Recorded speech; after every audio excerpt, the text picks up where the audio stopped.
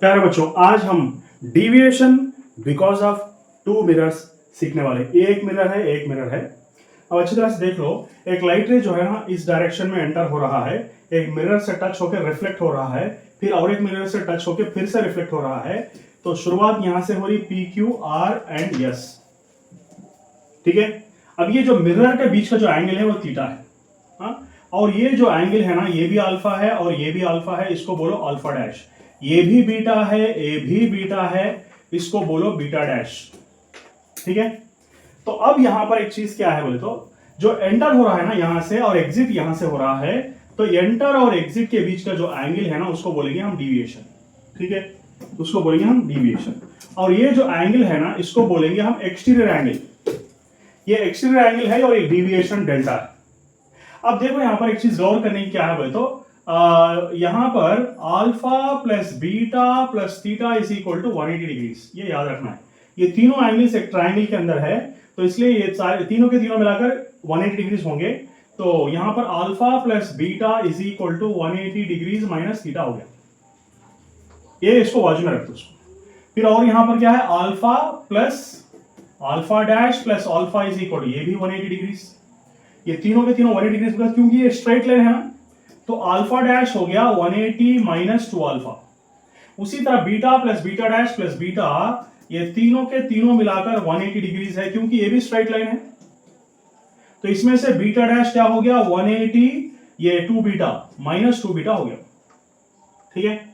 अब देखो यहां पर एक्सटीरियर एंगल जो ई है ना, that is equal to sum of interior opposite angles alpha dash plus beta dash.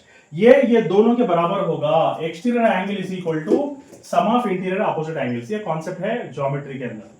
तो यहां पर ई के प्लेस में ये लिख दो, अल्फा एंड बीटा के प्लेस में ये चीजें लिख दो, ओके। यहां पर अल्फा है और यहां पर बीटा है, तो हाँ यहां पर लिखेंगे 180 minus 2 alpha plus 180 minus 2 beta, ये और ये यहां पर ऐड कर दिए।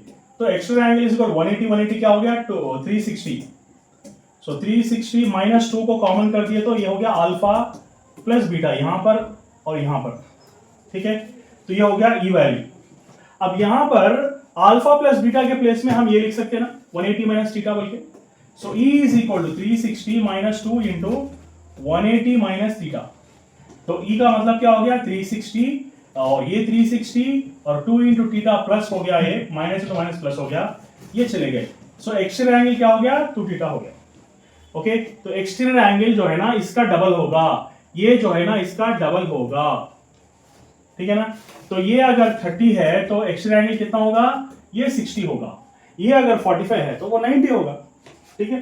तो ये डबल 60, ठीक है। ये तो हो गया। नेक्स्ट और एक चीज क्या है, यहां पर डिविएशन मालूम करना है। तो डिविएशन के लिए क्या करेंगे, डिविएशन होना है तो ये पूरा एंगल कितना है 360 डिग्री। 360 में से अगर ई को निकाल दो तो क्या होगा, डिविएशन होगा। तो deviation is equal to 360 minus E, E का मतलब 2 थीटा, ओके। तो ये फॉर्मूला है deviation because of 2 mirrors. 2 mirrors का जो डिविएशन है ना, तो यहां पर आ गया 360 माइनस 2 थीटा, दैट्स इट।